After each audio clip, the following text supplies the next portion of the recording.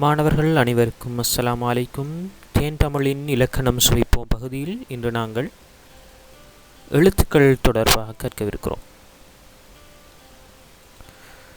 ஒரு மொழிக்கு பிரதான அம்சமாக விளங்குவது எழுத்துக்களாகும். அவற்றை நாங்கள் இன்று விரிவாக நோக்குவோம்.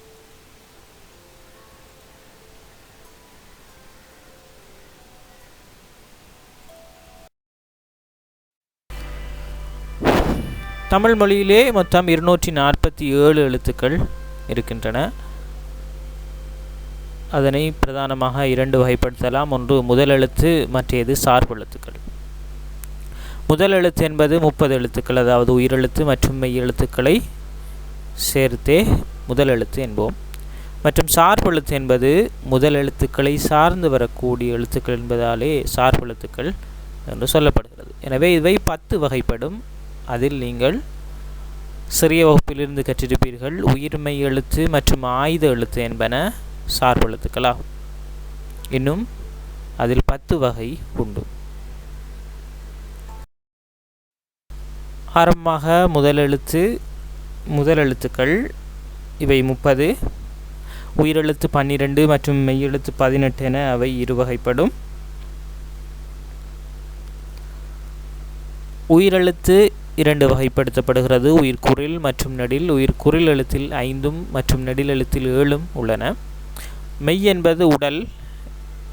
எவ்வாறு மொழிக்கு உயிர் அவசியமோ அதே போல மெய் உடலும் அவசியம். எனவே இரண்டும் சேர்ந்தால்தான் அங்கே உயிரோட்டமானதாக அங்கே அது இருக்கும். எனவே மெய் எழுத்து 18, வல்லினம், மெல்லினம், இடையினம். இந்த உயிரெழுத்தும் மெய் எழுத்தும் இல்லாது எழுத்துக்களை நாங்கள் உருவாக்க முடியாது. இவை நீங்கள் சிறிய வகுப்புகளிலும் கற்றிருக்கலாம். எனவே இதன் பிரிப்பு வகைகளை நீங்கள் அறிந்திருத்தல் மிகவும் அவசியம். அடுத்து மாணவர்களே, இவ்வாறு உயிர்குறில், நெடில் என்று வகைப்படுத்தப்படுவது மாத்திரை அளவை அடிப்படையாக கொண்டே ஆகும். மாத்திரை என்பது ஓர் எழுத்தை உச்சரிக்க எடுக்கின்ற கால அளவு அல்லது ஒரு கை நொடி பொழுது அல்லது கண்ணிமை பொழுது எனலாம். தமிழிலே உள்ள எழுத்துக்கள் அனைத்திற்கும் மாத்திரைகள் உண்டு. அவற்றை நாங்கள் அவதானிக்கலாம். எழுத்துக்களுக்கான மாத்திரையை அறிவோம். உயிரெழுத்து 2 வகைப்படும். ஒன்று குறில், மற்றது நெடில். குறில் எழுத்துக்களுக்கான மாத்திரை 1, நெடில் எழுத்துக்களுக்கான மாத்திரை 2. அதாவது அ என்பது குறில் எழுத்து. அதை உச்சரிப்பதற்கு எங்களுக்கு ஒரு கை நொடி பொழுது போதும். ஆ என்பதை உச்சரிக்கிற, அதாவது நெடில் எழுத்தை உச்சரிக்க 2 கை நொடி பொழுது வேண்டும். எனவே அதை நாங்கள் 2 மாத்திரை என்போம். மற்றும் மெய் எழுத்துக்களுக்கான மாத்திரை அரை, இக், இச், இட், இத், இப், அதாவது மெய் எழுத்துக்கள் 18க்கான மாத்திரைகளும் அரை மாத்திரை. அது மிக குறுகிய நேரத்திலே ஒலிக்க முடியும், அதை உச்சரிக்க முடியும் என்பதால் அதை நாங்கள் அரை மாத்திரை என்போம். மற்றும் உயிர்மெய் குரலுக்கான மாத்திரை 1, உயிர்மெய் நெடிலுக்கான மாத்திரை 2. ஆயுத எழுத்துக்களுக்கான மாத்திரை அரை மாத்திரை.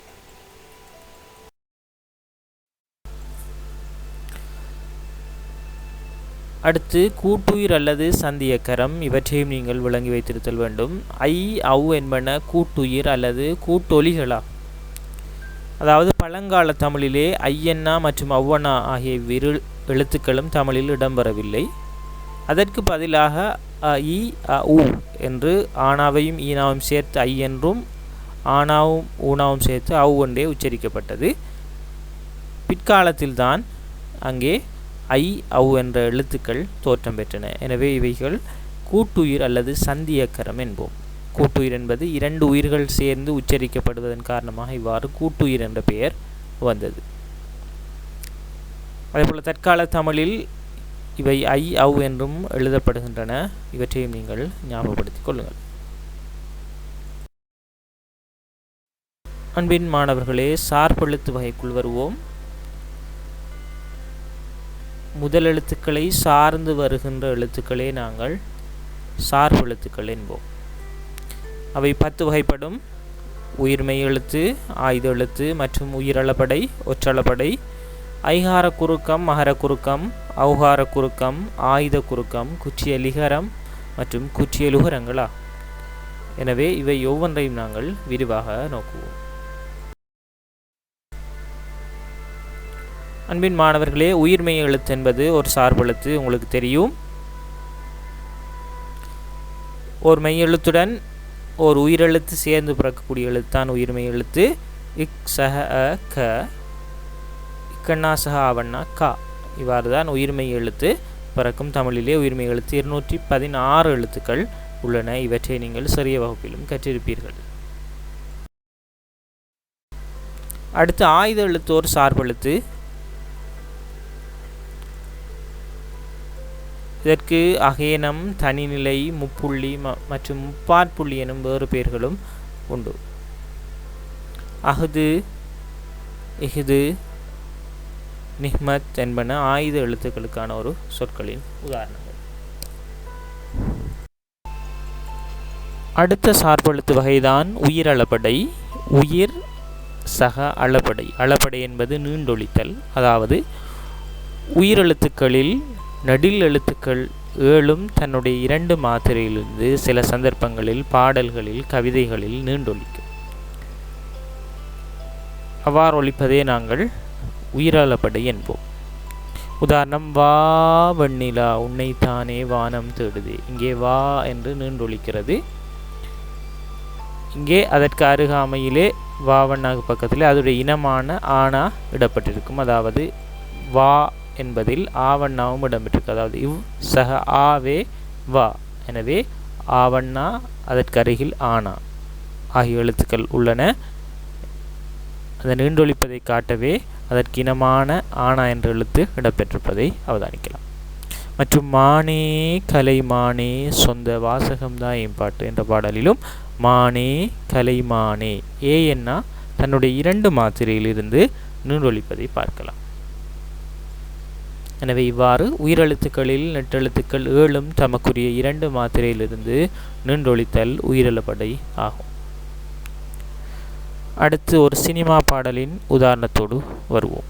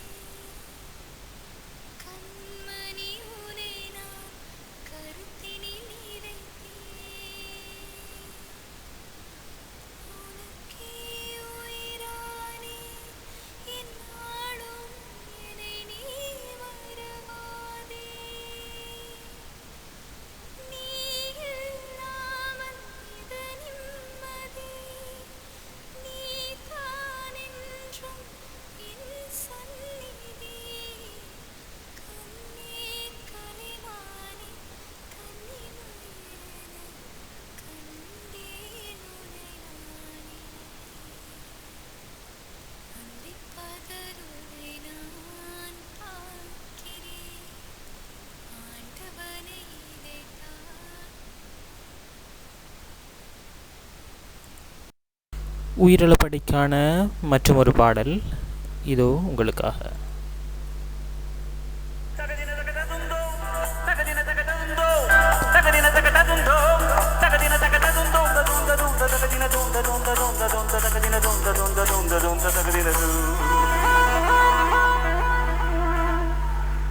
உனக்கென்ன மேலே நின்றாய் ஊனங்களாலா,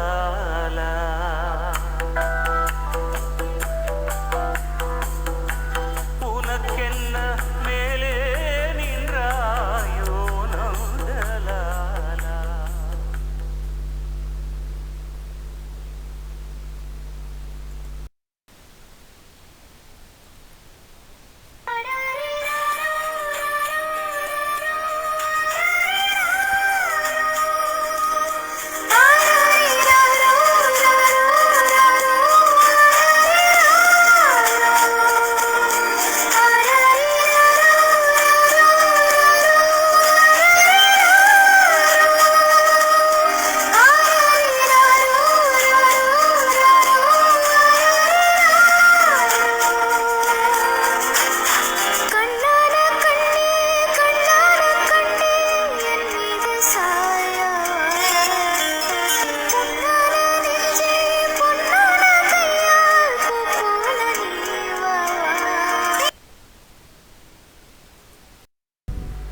மற்றும் மாணவர்களே, ஏற்கனவே ஒளிபரப்பான 2 பாடல்களிலும் கண்ணே கலைமானே அதே போல் ஓ நந்தலாலா போன்ற சொற்கள் எல்லாம் நீண்டொழிப்பதை பார்க்கலாம்.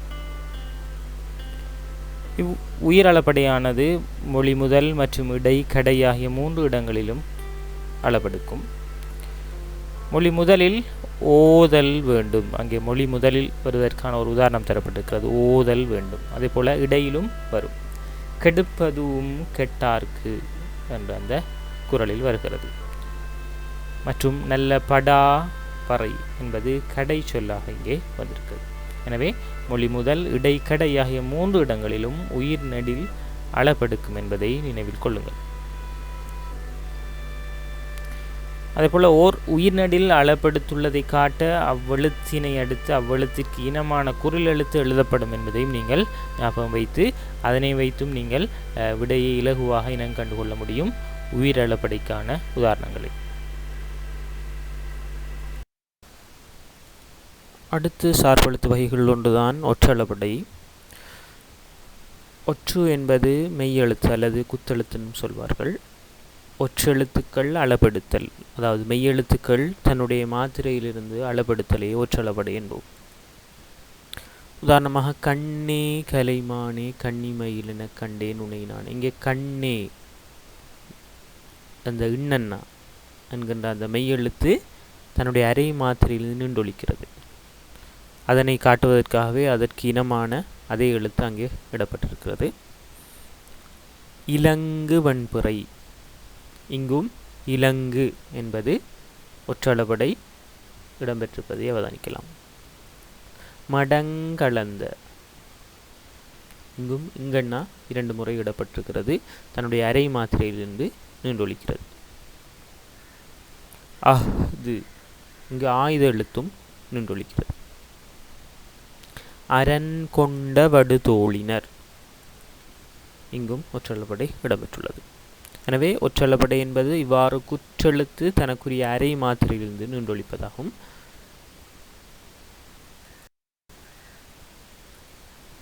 மற்றும் செய்யுள்களிலே ஓசை குறையுமிடத்து மெல்லின எழுத்துக்களும், அதாவது மெல்லின எழுத்துக்கள்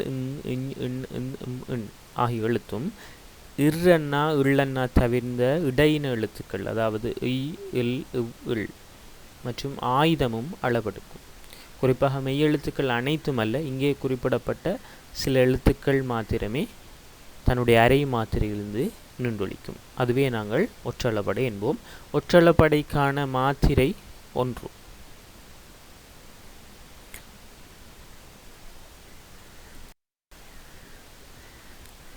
இப்பொழுது மாணவர்களே ஒற்றளபடைக்கான ஓரிரு சினிமா பாடல்களுடைய உதாரணங்களுடன் வரும்.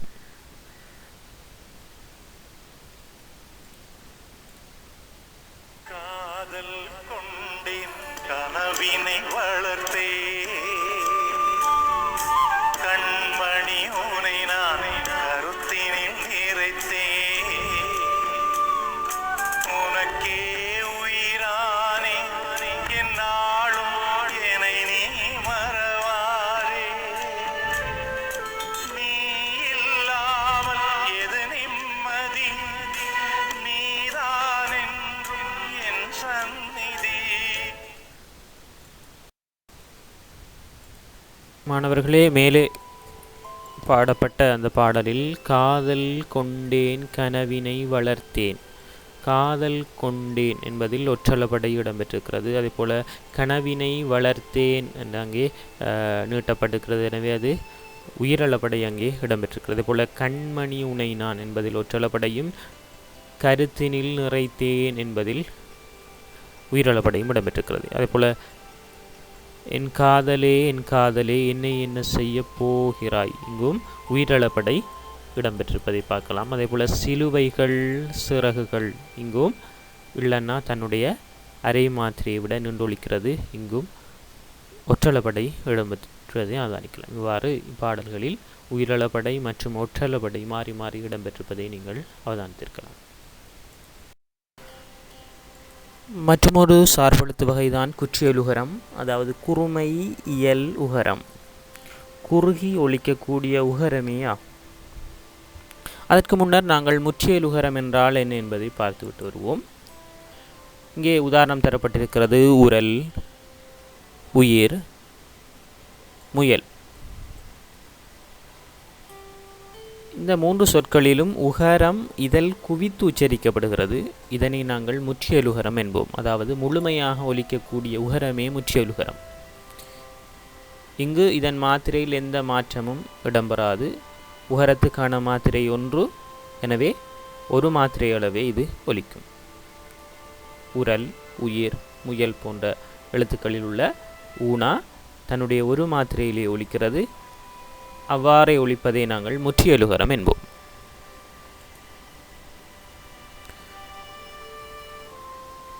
இதன் மாத்திரையும் 1. இப்பொழுது குற்றியலுகரத்துக்கு வருவோம். இங்கே உதாரணம் தரப்பட்டிருக்கிறது. நாக்கு, பயறு, காற்று, பற்று.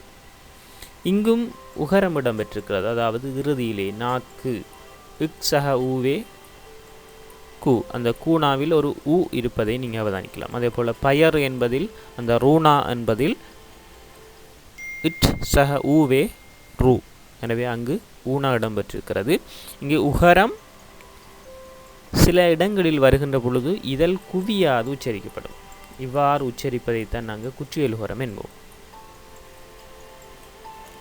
அதாவது உகரமானது தன்னுடைய ஒரு மாத்திரையிலிருந்து சில சந்தர்ப்பங்களில் அரை மாத்திரையாக ஒலிக்கும். அதுவே குற்றியலுகரம். மற்றொரு வகையில் சொல்வதானால் தனி குற்றெழுத்து அல்லாத தனி நெடிலுடனோ அல்லது மற்ற எழுத்துக்களின் பின் சொல்லின் இறுதியில் வரும் வல்லினமையின் மேல் ஏறி வரும் உகரமே குற்றியலுகரம் எனப்படும். உதாரணமாக தனி குற்றெழுத்து அல்லாத இருக்க வேண்டும். தனி குற்றெழுத்து என்பது குறுகிய எழுத்து தனி எழுத்தாக வந்திருப்பது. உதாரணமாக நடு, படு என்பவன குற்றியலுகரம் அல்ல, இவை முற்றியலுகரங்கள். ஏனென்றால் தனி குற்றெழுத்தாக வந்திருக்கிறது. தனி குற்றெழுத்து என்பது குறுகி ஒலிக்கக்கூடிய தனி எழுத்து. உதாரணமாக ந என்பது குறில் எழுத்து, ப என்பதும் குறில் எழுத்து. எனவே தனி எழுத்தாக இங்கே இடம்பெற்றிருக்கிறது. எனவே தனி குற்றெழுத்து அல்லாத தனி நடிலுடன் வந்தால் அது குற்றியலுகரம். மற்றும் ஏனைய சொல்லின் இறுதியிலும் வல்லினமையின் மேல் ஏறி வரும் உகரமே குற்றியலுகரம். அதன் உதாரணங்களை நாங்கள் தொடர்ந்து பார்ப்போம். மற்றும் குற்றியலுகரத்துக்கான மாத்திரை அரை மாத்திரை. குற்றியலுகரத்தை இலகுவாக மாணவர்கள் விளங்கிக் கொள்வதற்காக குற்றியலுகரத்தின் இறுதியில் கு, சு, டு, து, பு, ரு எனும் எழுத்துக்கள் இடம்பெற்றிருக்கும். எனவே அவற்றை நீங்கள் இனங்கண்டு குற்றியலுகரத்தை அறிந்து கொள்ள முடியும். சொல்லின் இறுதியில் கு, சு, டு, து, பு, ரு எனும் எழுத்துக்கள் இடம்பெற்றிருக்கும். உதாரணமாக பருப்பு, அங்கே பூ இடம்பெற்றிருக்கிறது. நேற்று ரு இடம்பெற்றிருக்கிறது. பேச்சு சு இடம்பெற்றிருக்கிறது. கொடுக்கு கு இடம்பெற்றிருக்கிறது. எனவே சொல்லின் இறுதியில் கு, சு, டு, துபுரு எனும் எழுத்துக்கள் இடம்பெற்றிருக்கும். ஆனால் தனி குற்றெழுத்து அல்லாத எழுத்தாக அங்கே இருக்க வேண்டும். இந்த குற்றியலுகரமானது 6 வகைப்படும்.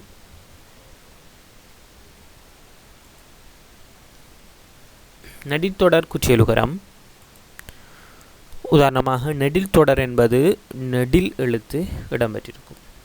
அதாவது இந்த குற்றியலுகரம் 6ஐயும் குற்றியலுகர எழுத்துக்கு முன்னருள்ள எழுத்தை வைத்தே பாகுபடுத்தி இருக்கிறார்கள். எனவே நீங்கள் இந்த 6 வகையையும் இனங்காண்பதற்கு கு, சு, டு, துபுரு என்று சொன்னேன். அந்த எழுத்துக்களுக்கு முன் வந்த எழுத்து, அந்த எழுத்துக்களுக்கு முன்னுள்ள எழுத்துக்களை வைத்தே நீங்கள் இனங்காண வேண்டும். உதாரணமாக பாகு, வீசு. இங்கே கு, சு இறுதியாக வந்திருக்கு. அதுக்கு முன்னுள்ள எழுத்து பா. பா என்பது நெடில் எழுத்து. எனவே அது நெடித்தொடர் குற்றியலுகரம். அதே போல் வீசு, வி என்பது நெடில் எழுத்து. எனவே அது நெடித்தொடர் குற்றியலுகரம். அதே போல் பாடு, இங்கும் டு என்பது இறுதியாக வந்திருக்கிறது. எனவே அது குற்றியலுகரம். அதற்கு முன்னர் உள்ள எழுத்து பா, அதாவது நெடில் எழுத்து. ஆவண்ணா என்பது நெடில் எழுத்து பா. எனவே நெடித்தொடர் குற்றியலுகரம். அதே போல் 6, மற்றும் ஞாபகம் வைத்துக்கொள்ள வேண்டும் பிள்ளைகள், இரண்டெழுத்து சொற்களில் நெட்டெழுத்தை அடுத்து வல்லினமேயில் ஏறி நிற்கும் உகரம்தான் தனக்குரிய அரை மாத்திரையிலிருந்து குறைந்து ஒலிக்கும். இங்கு இரண்டெழுத்து சொல்லாகவே வர வேண்டும் நெடித்தொடர் குற்றியலுகரம். அடுத்த வகைதான் வன் தொடர் குற்றியலுகரம். நாக்கு, பட்டு, பத்து. இங்கே நீங்கள் தலைப்பை வைத்து அதை இனங்காண முடியும். வன் தொடர் குற்றியலுகரம். வல்லின எழுத்து வரும். குற்றியலுகரத்துக்கு முன்னர் வல்லின எழுத்து வந்தால் நாக்கு என்பதற்கு கு என்பதற்கு முன்னர் இக்கண்ணாடம் இருக்கிறது. பட்டு என்பதற்கு முன்னர் இட்டநாடம் இருக்கிறது. பத்து என்பதற்கு முன்னர் தூ என்பதற்கு முன்னர் இத்தநாடம் இருக்கிறது. எனவே இறுதி எழுத்துக்கு முன்னர் வல்லின எழுத்துக்கள் இடம்பெற்பதை அவதானிக்கலாம். இவ்வாறு அமைவதே வன் தொடர் குற்றியலுகரம். அதேபோல் பற்று, பேச்சு இவ்வாறாக வருவதே வன் தொடர் குற்றியலுகரம். அடுத்து மென்தொடர் குற்றியலுகரம். மென்தொடர் என்பது மெல்லின எழுத்து, அதாவது கு, சு, டு, துப்புர் என்பதற்கு முன்னர் மெல்லின எழுத்து இடம்பெற்றிருக்கும். அங்கு, பஞ்சு, அம்பு. இங்கு இங், இங், இம் என்பன மென்தொடர் குற்றியலுகரங்களாக வந்திருக்கின்றன. மற்றும் இடைத்தொடர் குற்றியலுகரம். பெய்து, செய்து, நல்கு. இங்கும் கு, சு, டு, து, பு, ரு என்பதற்கு முன்னர் இடை இன எழுத்துக்கள் வந்திருக்கும். அவ்வாறு வந்தால் அதை நாங்கள் இடைத்தொடர் குற்றியலுகரம் என்போம். மற்றும் உயிர்த்தொடர் குற்றியலுகரம். வயிறு, விறகு, விடாது. இங்கே அன்பின் மாணவர்களே, இங்கும் இறுதி எழுத்து இடம்பெற்றிருப்பதை பார்க்கலாம். கு, சு, டு, துப்புர் என்ற அந்த எழுத்துக்கள் இடம்பெற்றிருக்கின்றன. ரு, கு, து என்பன இடம்பெற்றிருக்கின்றன. அதே போல் அதற்கு முன்னர் வரக்கூடிய எழுத்து உயிர் தொடராக இருக்க வேண்டும், அதாவது உயிரெழுத்தாக இருக்க வேண்டும். உதாரணமாக ஈனா என்பதில் ஈயன்னா சக ஈனா, எனவே ஈனா அங்கே இடம்பெற்றிருக்கிறது. எனவே அது உயிர் சொல், உயிரெழுத்து. எனவே அது உயிர் தொடர் குற்றியலுகரம். வரகு என்பதில் இரன்னா சக ஆனாதான் ரானா, எனவே அங்கு ஆனா இடம்பெற்றிருக்கிறது. எனவே உயிர்த்தொடர் குற்றியலுகரம். அதே போல் விடாது, விட்டன்னா சக ஆவண்ணா, விடாது, ஆவண்ணா அங்கே இடம்பெற்றிருக்கிறது. எனவே அது உயிர்த்தொடர் குற்றியலுகரம். இது நெடித்தொடராக வராது. விடாது என்பது உயிர்த்தொடரே.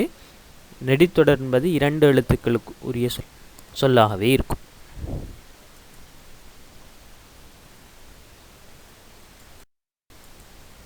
மற்றும் ஆயுத தொடர் குற்றியலுகரம்.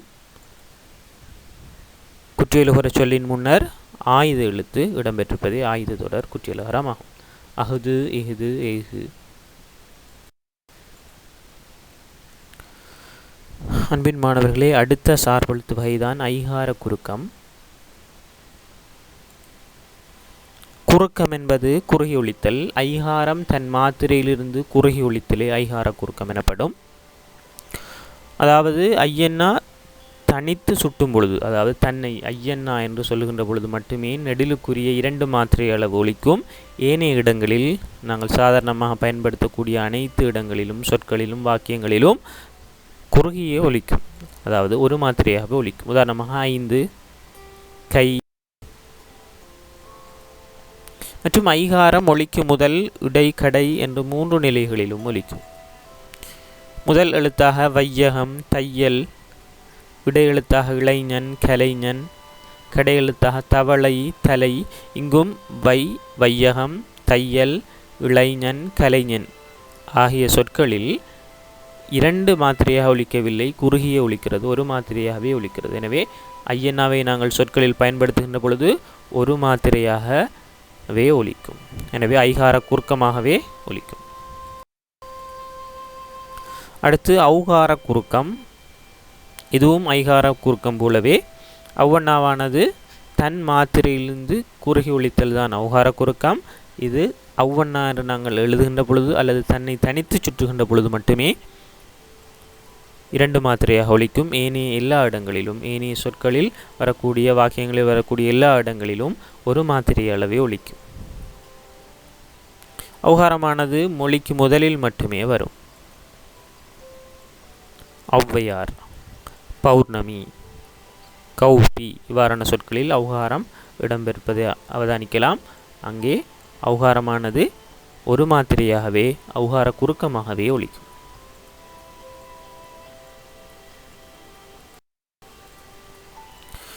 அடுத்து மகர குறுக்கம். மகரத்துக்குரிய மாத்திரை அரை மாத்திரை. குறுக்கம் என்பது எழுவி சொல்லிவிட்டேன். குறுக்கம் என்பது குறுகி ஒலித்தல். எனவே மகரம் குறுகி ஒலித்தல். மகரத்துக்கான அதாவது இம்மண்ணாவுக்கான மாத்திரை அரை மாத்திரை என்றாலும் அதை விட குறுகி ஒலிக்கும் சில சந்தர்ப்பங்களில். அதாவது பழங்கால தமிழில் நகரங்களை அடுத்தும் வகரத்தின் முன்னும் வருகின்ற பொழுது மகரம் தன் மாத்திரையிலிருந்து குறுகி ஒலிக்கும். போன், மருண், தரும்பளவன் போன்ற சொற்கள். எனவே பழங்கால தமிழில் நகரங்களை அடுத்து இம்மண்ணா வருகின்ற போது குறுகி ஒலிக்கும். அதே போல் இம்மண்ணாவுக்கு அடுத்ததாக வரக்கூடிய சொல் வானாவில் ஆரம்பித்தால் அங்கும் குறுகி ஒலிப்பதை அவதானிக்கலாம். இதுவே மகர குறுக்கம். அடுத்து ஆயுத குறுக்கம். உதாரணமாக அல் சக திணை, பல் சக துளி, முள் சக தீது இவ்வாறான சொற்களை சேர்த்தெழுகின்ற பொழுது ஆயுதம் தன்னுடைய அரை மாத்திரையை விட குறுகி ஒலிப்பதை நாங்கள் பார்க்கலாம். அதேபோல் பழந்தமிழில் லகர ஈற்றுச் சொற்களை அடுத்து வருமொழி முதலில் தகரம்பரின் புணர்ச்சியில் திரிந்து தோன்றும் ஆயுதம் தனக்குரிய அரை மாத்திரையில் ஒலிக்கும். இதனை ஆயுத குறுக்கம் என்போம். எனவே பழங்கால தமிழில் லகர ஈற்றுச் சொல்லை அடுத்து தானா வந்தால், உதாரணமாக அல் சகத்தினை, இறுதியில் அல் லகரம் வந்திருக்கிறது.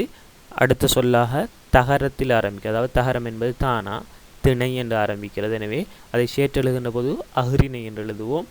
தன்னுடைய அரை மாத்திரையை விட இங்கே ஆயுத எழுத்து குறுகி ஒலிப்பதை பார்க்கலாம். இதுவே ஆயுத குறுக்கம். அதே போல் பல் சக துளி பகருளி, முள் சக தீது மூடியது. ஆனால் தற்கால தமிழில் இவ்வாறு திரிவது அரிது என்பதையும் நீங்கள் ஞாபகத்தில் வைத்துக் கொள்ளுங்கள். உதாரணமாக பல் சக துறை பல்துறை என்றே நாங்கள் சொல்லுவோம். பகருளை என்று நாங்கள் சொல்லுவதில்லை. அடுத்தது குற்றியலிகரம்.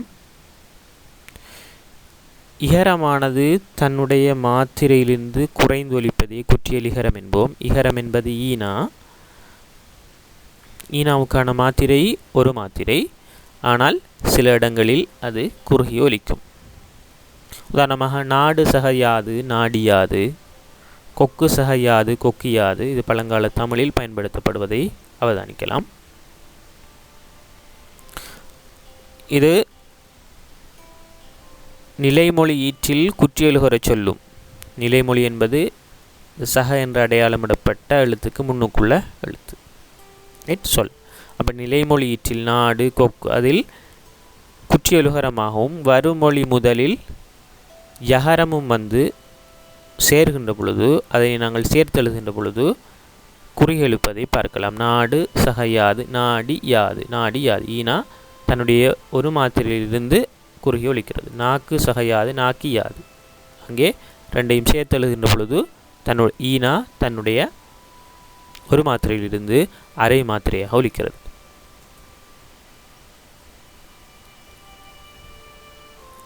அதேபோல் மியா என்ற அசை சொல்லின் யகரத்தின் முன்வரும் இகரமும் குற்றிய லுகரம் என்று சொல்லலாம். குற்றிய லிகரம்.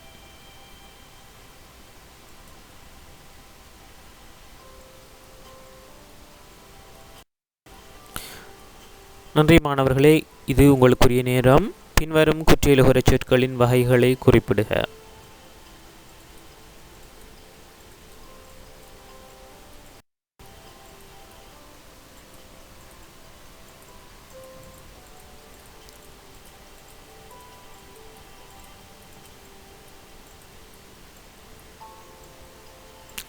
நல்லது மாணவர்களே, மற்றொரு காணொளியில் சந்திப்போம்.